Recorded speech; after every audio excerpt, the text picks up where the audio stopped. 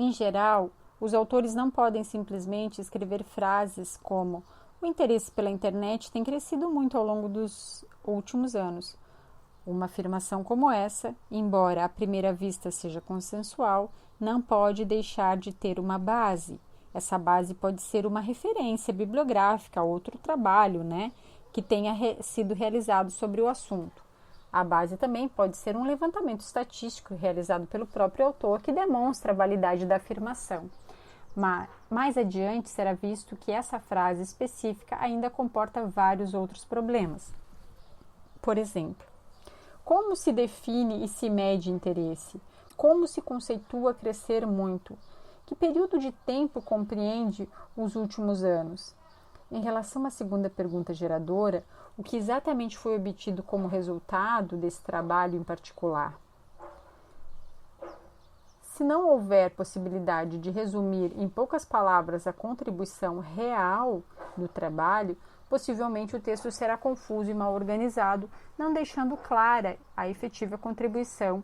Em relação à segunda pergunta geradora, como esse trabalho se relaciona com os outros da mesma área, espera-se a princípio que o próprio artigo deixe bem claro, citando adequadamente os trabalhos correlatos. Caso isso não seja feito, o leitor poderá tentar estabelecer as relações entre o trabalho lido e outras obras.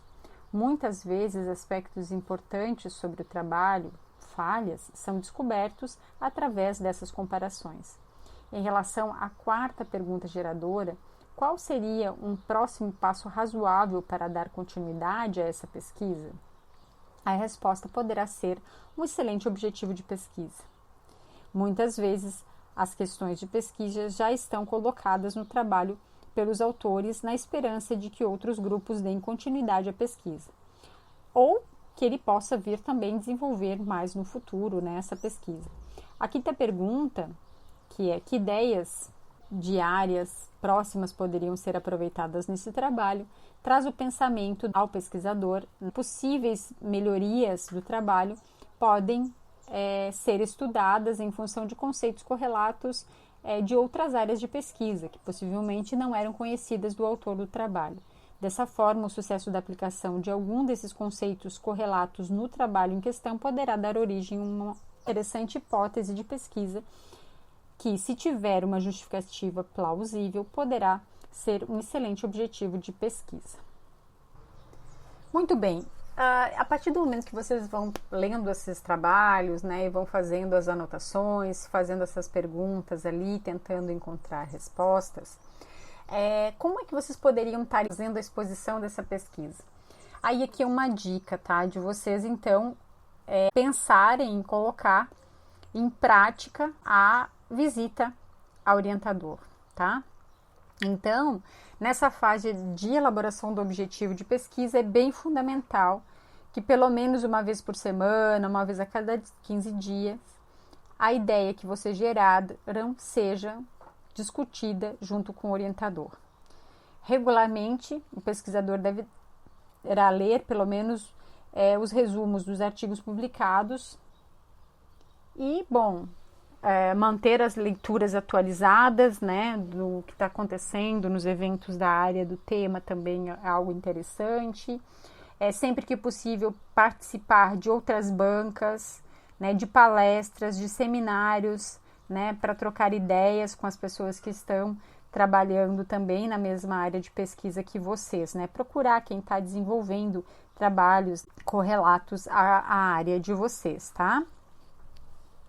E a questão da participação de bancas, pessoal, então a partir de agora vocês devem já ficar atentos, aos convites que vão vir aí, independente se for da área de vocês ou não, É bem interessante que vocês conheçam o ambiente e comecem a se preparar, inclusive psicologicamente, para esse momento. E até anotando, o que teve de sucesso, o que vocês querem repetir, que a banca normalmente destaca, e o que teve de fracasso, vamos dizer assim, de erros, no qual vocês querem eliminar do processo de vocês. Vamos falar um pouquinho mais sobre a ideia de pesquisa. A A ideia de pesquisa, ou então, na verdade, é o problema de pesquisa, né, surge a partir da leitura e observação, tá? Vocês já começam a perceber isso. Pode-se comparar a ideia de pesquisa a uma semente que germina no solo de revisão bibliográfica, tá?